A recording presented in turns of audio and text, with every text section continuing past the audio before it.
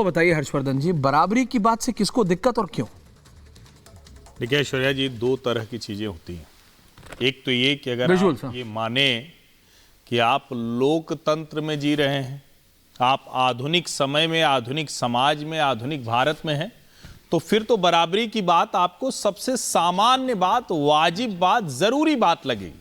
लेकिन अगर आपके मन में कहीं है कि अरे हम तो शासक हैं, हमने इस देश पर राज किया है, हम कब्जा कर लेते हैं, हमें तलवार के बल पर कब्जा करना आता है, या हमारा परिवार है जो शासन के लिए बना है, तब आपको ये बात ठीक नहीं लगेगी। तब आप कहेंगे हर्षवर्धन त्रिपाठी मेरे बराबर कैसे हो सकते हैं, या कोई दूसरा मेरे बराबर, या हाजी खान मेरे बराबर क्यों हो सकते हैं।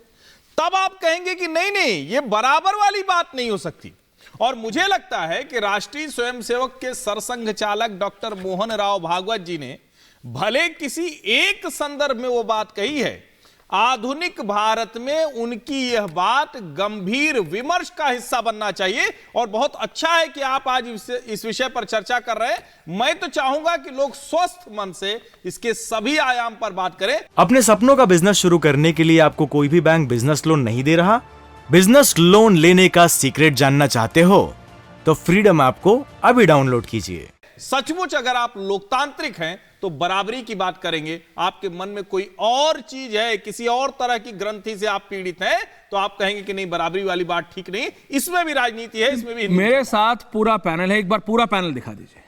अवनीजेश अवस्थी जी हैं जुड़े हुए हैं, मुफ्ती मौलाना मंजूर साहब हैं, मुफ्ती शमूम काजमी साहब हैं, हर्षवर्धन जी अभी बोल रहे थे, उधर डॉक्टर शोएब जमई हैं, हाजिक खान साहब बैठे हुए हैं, गुलाम सरवर साहब जुड़े हुए हैं, कलीमुल हफीज साहब है।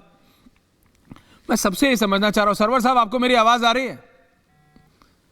कई बार आजकल आप लेट हो जाते हैं, दिल्ली से चलते हैं, नोएडा पहुंचते ही नहीं हैं आप, हैं सरवर साहब? अच्छा है कम से कम आज आप जुड़े हुए हैं लिंक से। अब बताइए, बराबरी की बात में भी आपको दिक्कत लगने लगी है सरवर साहब? बराबरी की बात में क्या दिक्कत है? सब बराबर नहीं। बराबरी तो मानव स्वभाव है। प्रत्येक व्यक्ति बराबरी का भूखा है। वो चाहता है कि हमको बराबर समझा जाए, बराबरी का दर्जा दिया जाए।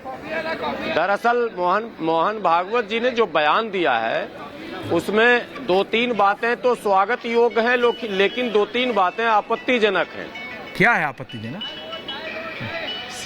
एक बात जो बातें उन्होंने कही है, श्रेष्ठता के भाव से मुसलमानों को बाहर निकलना चाहिए। तो मैं ये कहना चाहता हूँ मोहन भागवत जी, भारतीय मुसलमानों में श्रेष्ठता का भाव तो कहीं दिख ही नहीं रहा। और जो बातें कही जाती हैं कि हमारे पूर्वज शासक थे, मैं भी शासक बनूंगा, ये सोच भी मुसलमानों में नहीं है।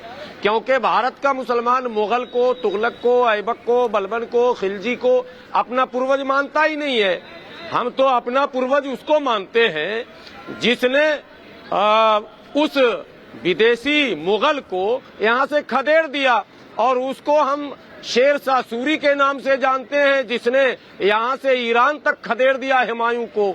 हम तो हाकिम खान सूरी को मानते हैं, उनके वंशज भी भारत में पाए जाते हैं जो हल्दी घाटी में महाराणा प्रताप के साथ खड़े थे। तो हम इन सोचों से ग्रसित ही नहीं है कि हमारे पूर्वज शासक थे और हम भी बनेंगे। ये तो चुटकी भर लोग हैं मानसिकता रखते हैं, या यूं कहिए कि उस तरह के। लेकिन सरवर जी कोई ऐतराज वाली बात नहीं बता पाए। कहा तो जरूर कि दो तीन बातें ऐतराज की भी हैं भागवत जी के भाषण में। ऐतराज वाली बात भी तो बताइए। पहला ऐतराज, यस, पहला ऐतराज ये हर्षवर्धन जी कि उन्होंने कहा कि सोच से मुसलमान को निकलना चाहिए। भाई ये सोच है ही नहीं। हम तो कटोरा लेकर खड़े हैं, हम तो क्यू में 75 साल से मांग रहे हैं कि सरकार हमें कुछ दे दीजिए, हमें इंसान बना दीजिए, मुख्य धारा से जोड़ दीजिए, रोजी रोटी पढ़ाई लिखाई से जोड़ दीजिए। हम ये मानसिकता रखेंगे कैसे कि हमारे पेदरम सुल्तान बुद्ध हमारे बाप दादा राजा थे भी नहीं, हम तो मूल निवासी हमारे बाप दादा थे भी नहीं।